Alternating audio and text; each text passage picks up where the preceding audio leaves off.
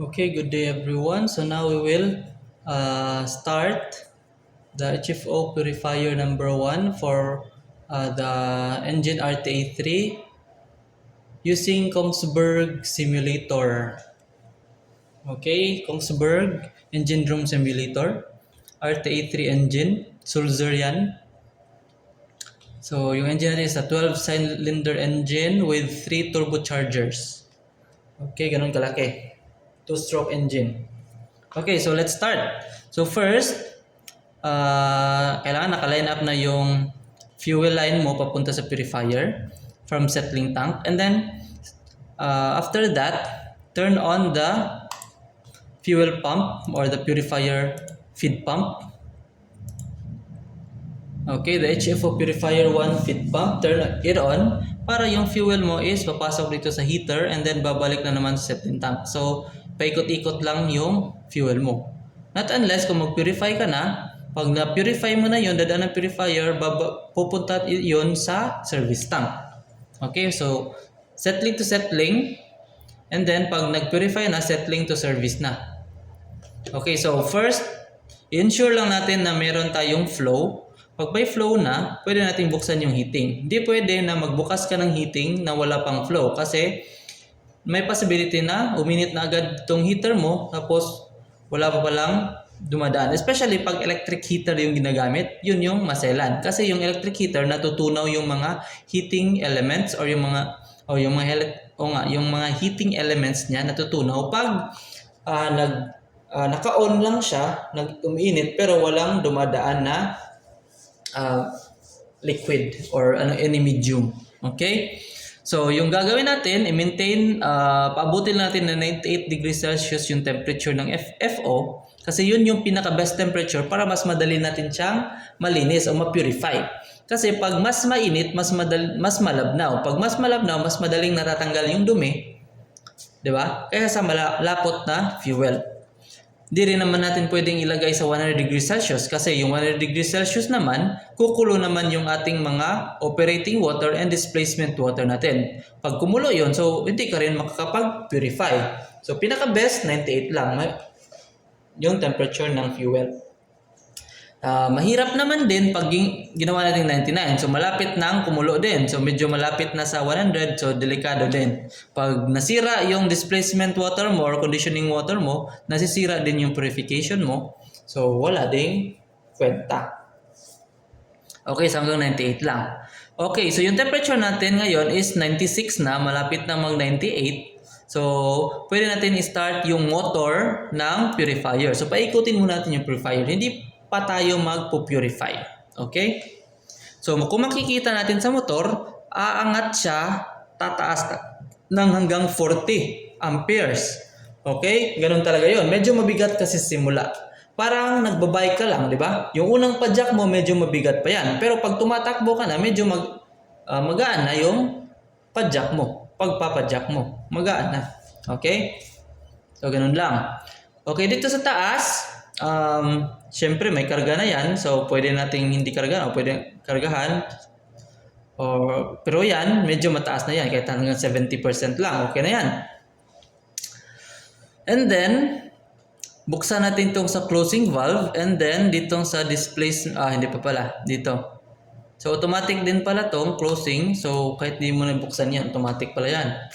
Okay. So, yung bubuksan natin yung water supply para palaging may tubig dito sa opening valve and sa displacement or conditioning valve. Okay. So, yung temperature natin is almost 98 na. Pwede na tayong mag-start ng purification. Okay. So, yung purifier natin naka-stabilize na-stabilize siya, naka-stabilize na siya. Stable siya at 16.03 amperes. So yan, okay na ikot niyan. Hindi gumagalaw yung amperes, so walang problema sa motor. Okay. And then after that, you can now start the ALCAP control ng purifier mo. So automatic itong purification natin. So kung makikita natin, waiting for speed siya. So wait lang natin na maka full speed yung electric motor natin bago tayo pwedeng mag-start na. Okay? Yung temperature natin is almost 98 na. So goods na yan.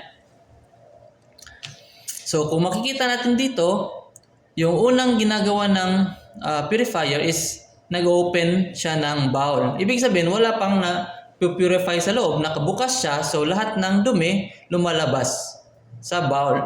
Or lahat ng nasa loob ng bowl lumalabas. So yung gagawin natin sa purification process is una, isasarado natin ang bowl, closing bowl. After na isarado yung bowl, maglalagay tayo ng tubig sa loob. Yan yung displacement water or conditioning water. And then pag nalagay na yung tubig sa loob, syempre pupunuin niya yung gilid ng bowl. And then ipapasok mo na yung fuel mo. Pag pumasok na yung fuel dito papunta sa purifier mo, so lahat ng mabibigat o yung lahat ng dumi at tubig sa fuel mo is matatapon sa gilid papunta doon sa displacement water mo, and then madi-discharge o matatanggal mo yung dumi. While yung malinis na fuel is yun yung pumapasok sa gitna, aangat dito, and then pupunta doon sa service tank. So that's how the purifier works. Okay, so okay na yung speed natin. The temperature is also okay. So let's start the sequence. So first, mag-open itong closing valve. So isasarado niyang bowl. After, bubukas itong displacement water. Pero since, bubukas na yung displacement water, magdadagdag na siya ng tubig sa loob ng bowl. And then after that, papasok din yung fuel sa bowl. So yung fuel na malinis, lalabas dito, angat sa discharge. Papunta sa service tank. Okay, nag-high siya. So may tubig sa ating discharge. So kailangan medyo mababa sana yung, pero hindi naman siya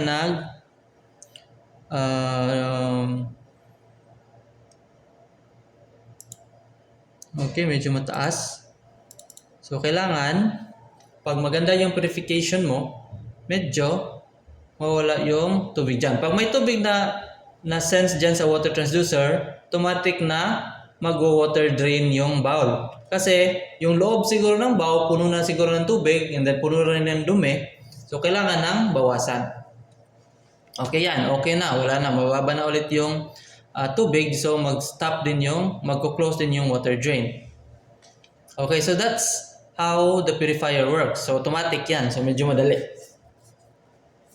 Okay, pag stop mo naman, so syempre, pag stop nyan, una mag-stop yung supply ng fuel papunta sa purifier, and then mag-stop yung closing valve, stop yung displacement water, and then mag-opening valve para bubuksan ng bowl, lahat ng nasa loob ng bowl lalabas doon papunta sa sludge tank. And then yun, stop na yun ng purifier. Okay? Okay, let's try to. So, yan. Ganyan, tumatakbo na. Yung fuel dito, pumapasok ng heater, papasok dito sa flow control, three-way valve, and then papasok ng purifier. Yung malinis, lalabas dito sa papunta ng service tank. Okay, so that's how the purifier works. And then pag stop mo naman, syempre mag-opening valve siya. So magdi-dislodging siya ngayon. Opening valve. Pag open ng bowl, so isa-sludge na lahat ng laman nun pupunta sa sludge tank. So may sequence pa nga yan. Yung iba, nag-opening valve. After na opening valve, magko-close ulit. And then magbalalagay ng displacement water. And then after ilang seconds, mag-open valve ulit. Ibig sabihin, maglilinisan niya ulit yung laman ng bowl. Para sure na malinis yung bowl bago mo siya patayin. Okay, and then pag okay na yung sequence, stop mo na. Pag stop mo, ulit babalik yung fuel papunta sa settling tank. Okay? So, I hope you learned something today and see you on the next video.